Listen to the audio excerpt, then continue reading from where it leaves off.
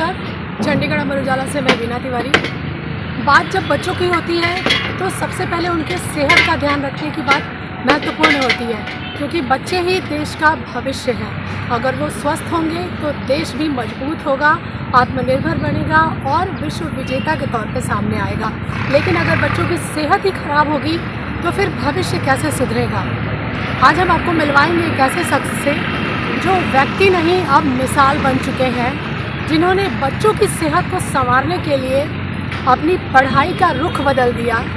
वो पीजीआई से डॉक्टरी की पढ़ाई कर रहे थे, लेकिन पढ़ाई करते करते उनके मन में ख्याल आया कि डॉक्टर बन के बीमारी का इलाज करने से तो अच्छा है बीमारी को ही ख़त्म करने पे काम किया जाए। जी हाँ, हम बात कर रहे हैं पद्मश्री डॉक्टर अभय बंग जी का, जिन्होंने पीजीआई से पढ़ाई के दौरान अपने निर्णय को बदला और निकल पड़े बच्चों की सेहत में बदलाव लाने के लिए, बच्चों की सेहत को बेहतर बनाने के लिए। केवल एक स्थान तक सीमित रह के काम करना उन्होंने सही नहीं समझा। उन्होंने समझा कि जब तक देश में व्यापक परिवर्तन नहीं होंगे तब तक कोई अच्छा परिणाम सामने नहीं आने वाला है। बीमारियां होंगी, इलाज होंगे, फिर नई बीमारियां आएंगी, फिर इलाज होंगे, तो क्यों ना बीमारी को ही जड़ से ख़त्म करने पे काम हो। इन्होंने चीज़ों को समझा, ज़मीनी स्तर पे काम किया और देखा कि गाँव में जहाँ पर चिकित्सा सुविधा मुहैया कराना बहुत ही टफ़ है आज के दौर में भी, तो अगर हम 40 साल पहले की बात करें तो आप अनुमान लगा सकते हैं कि स्थिति क्या रही होगी। बच्चों का मृत्यु दर बहुत ही हाई था देश में उस वक्त। तब इन्होंने महाराष्ट्र के एक गाँव को अपना कर्मस्थली बनाया, वहाँ से शुरुआत करने का तय किया और फिर उन्होंने अपने लक्ष्य की तरफ वो बढ़ चले। उन्होंने सबसे पहले कारण तलाशा तो पता चला कि जो जन्मजात बच्चे हैं उनकी मौत सबसे ज़्यादा हो रही है। उनकी मौत पर काबू कैसे पाए, क्योंकि ना तो डॉक्टर है गाँव में, ना तो चिकित्सा सुविधा उपलब्ध है।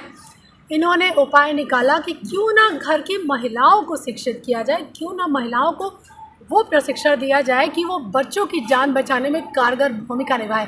तो बाकी जानकारी मैं नहीं दूंगी, अब हम खुद उनसे बात करेंगे डॉक्टर अभय जी से और जानेंगे कि कैसे उन्होंने ये चमत्कारी परिवर्तन किए और आगे की रणनीति उनकी क्या है। तो आइए हम जानते हैं डॉक्टर अभय से। सर, स्वागत है आपका। जी सर, आप हमें पहले तो ये बताइए कि पीजीआई से कैसे जुड़े हैं आप, चंडीगढ़ से क्या जुड़ाव है आपका? देखिए, ये पुरानी कहानी है, 50 साल पहले की कहानी है। मैं नागपुर यूनिवर्सिटी से एमबीबीएस किया, यूनिवर्सिटी में टॉप था, तो इसलिए आगे पढ़ने के लिए पीजीआई आया। पीजीआई उस समय भारत के सबसे ऊंची इंस्टीट्यूशन में से एक थी, लेकिन यहाँ से जितने लोग एमडी होते थे वो 6 माह के भीतर अमेरिका चले जाते।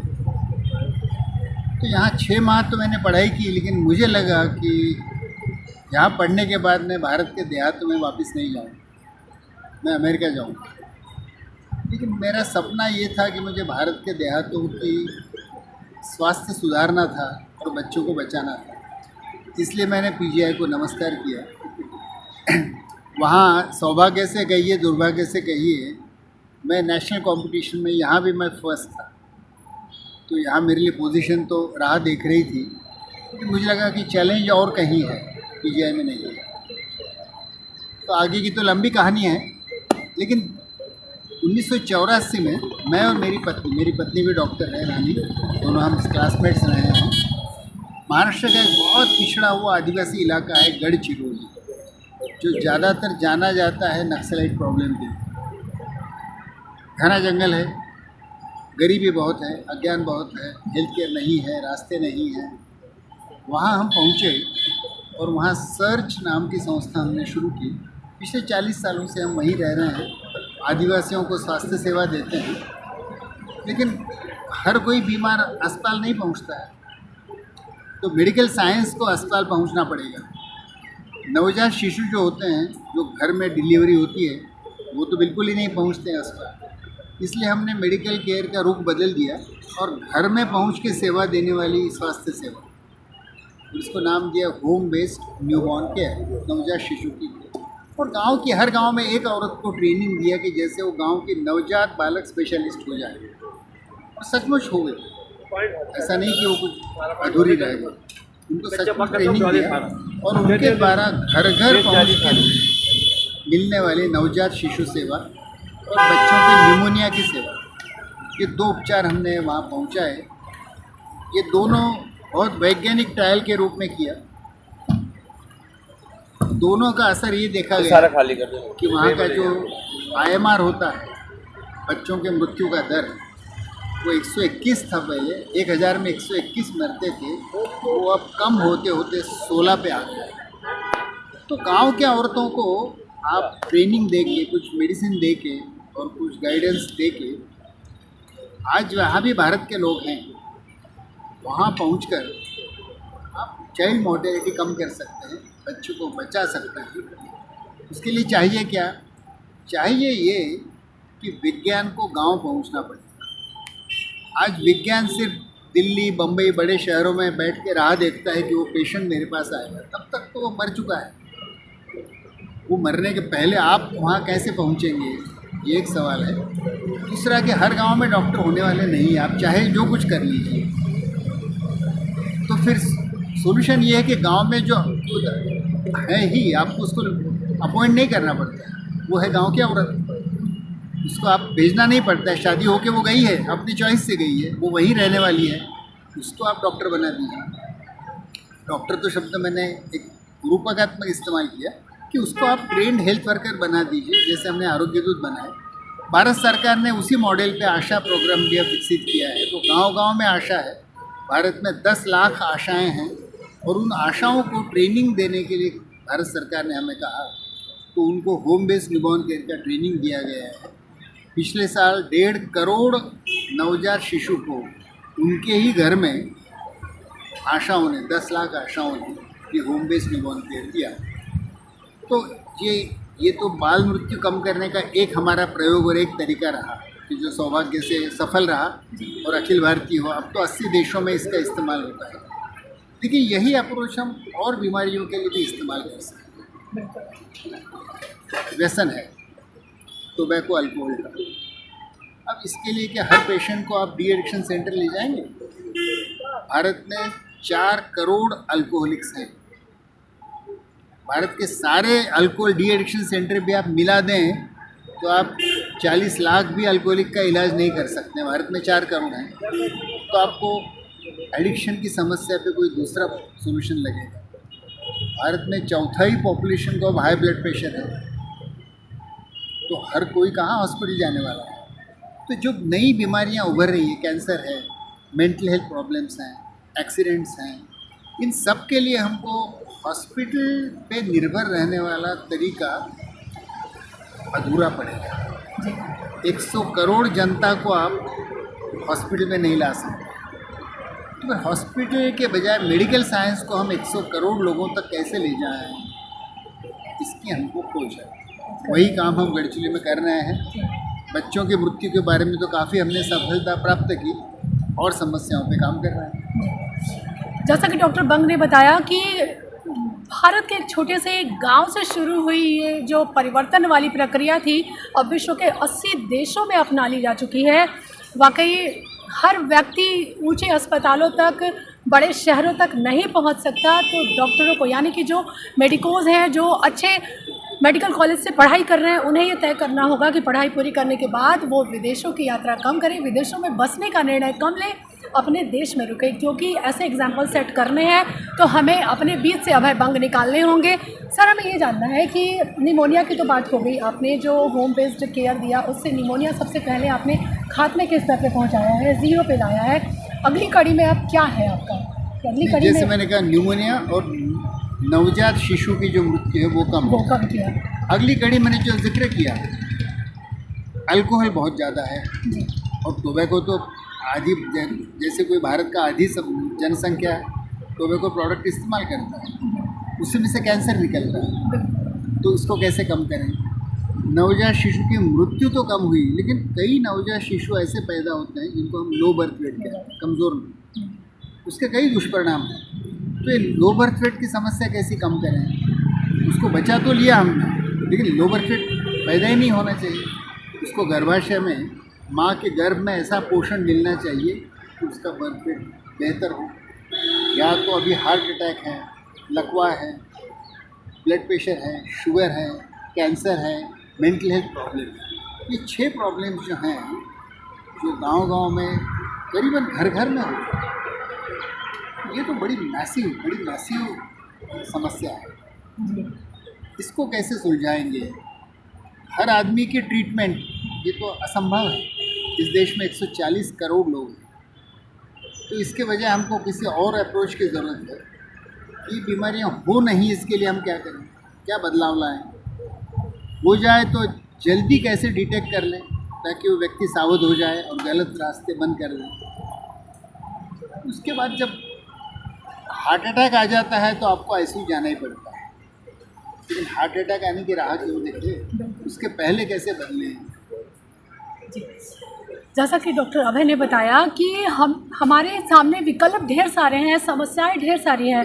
अपनी योग्यता के हिसाब से चुनाव कीजिए, विकल्प दीजिए खुद को बेहतर करने की, जैसे इन्होंने दिया विकल्प, और निमोनिया और लो बर्थ जैसी समस्याओं का समाधान होने लगा है क्योंकि इन्होंने विज्ञान के साथ कला का समावेश किया है। और ये कला उन महिलाओं को सिखाया है जो अब तक घरों में कैद थी, जो अपने बीमार बच्चों को छाती से लिपटा कर रोती थी कि उनकी जान कैसे बचाई जाए।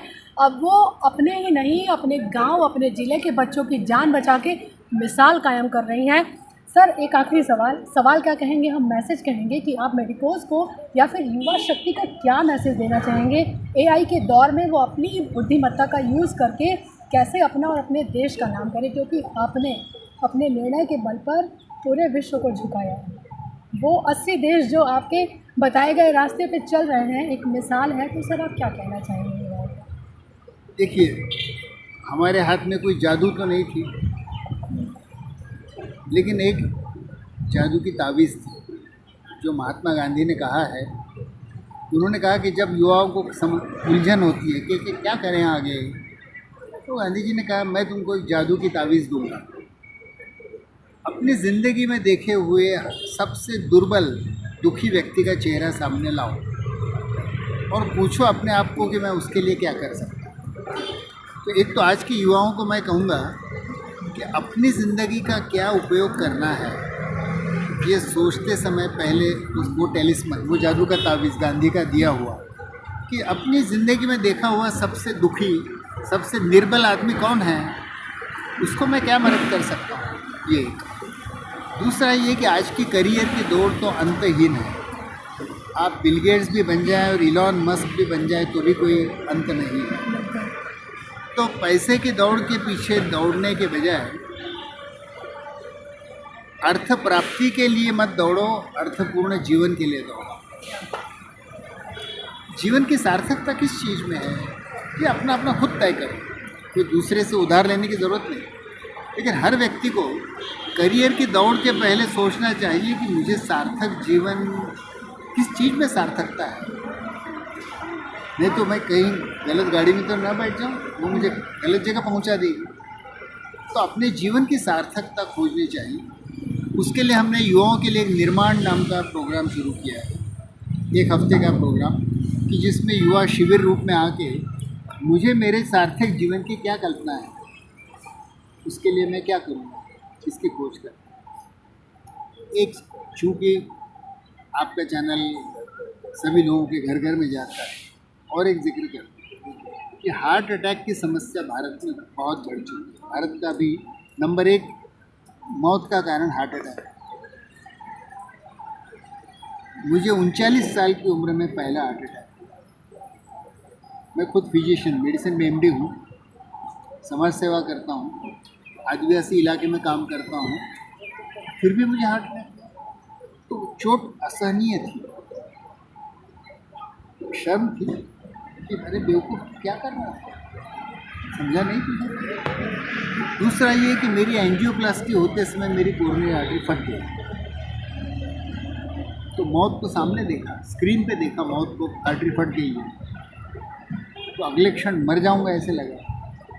इन दोनों चीज़ों का एक गहरा असर मुझे हुआ कि उसमें से बच तो गया, लेकिन ये फिर से मुझे नहीं होना चाहिए। और मुझे ही क्यों, ये भारत के सभी लोग मध्यम वर्ग वाले, पढ़े लिखे, उसी राह पे दौड़ना है जिस पे मैं दौड़ रहा हूँ। इनको पता नहीं है, लेकिन कल, आज नहीं कल, इनको हार्ट अटैक होने वाला है। तो अगर मुझे पहले ही हो गया तो मेरे अनुभव से इनको मैं क्या बता सकता हूँ।